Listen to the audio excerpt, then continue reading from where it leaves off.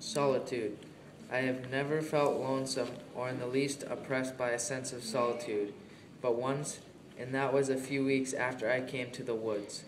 For an hour I doubted if the neighborhood of man was not essential to a serene and healthy life.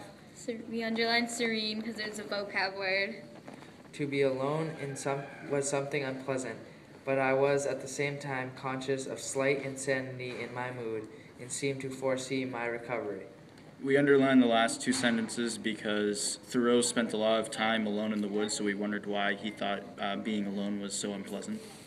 In the midst of gentle rain, while these thoughts prevailed, I was suddenly sensible of the sweet and beneficent society in nature. Every little pine needle expanded and swelled with sympathy and befriended me.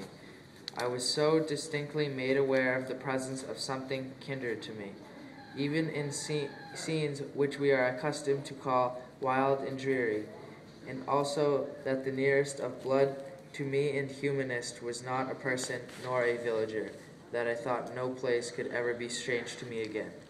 Some of the pleasantest hours were during the long rainstorms in the spring or fall, which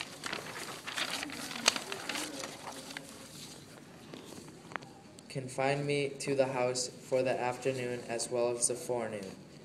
Early twilight ushered in long evenings in which many thoughts had time to take root and unfold themselves.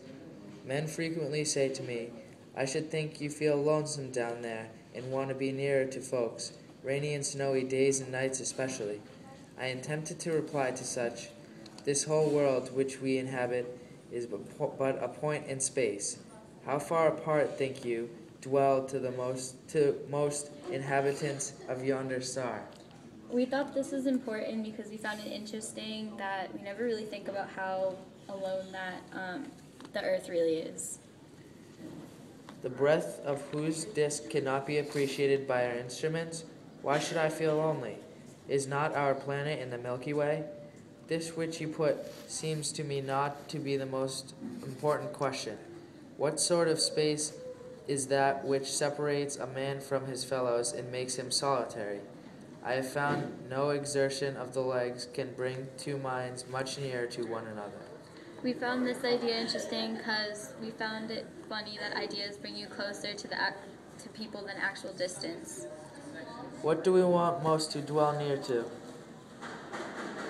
Not too many men, surely. The depot, the post office, the bathroom, the meeting house, the schoolhouse, the grocery, Beacon Hill, or 5 Points, where men most congregate.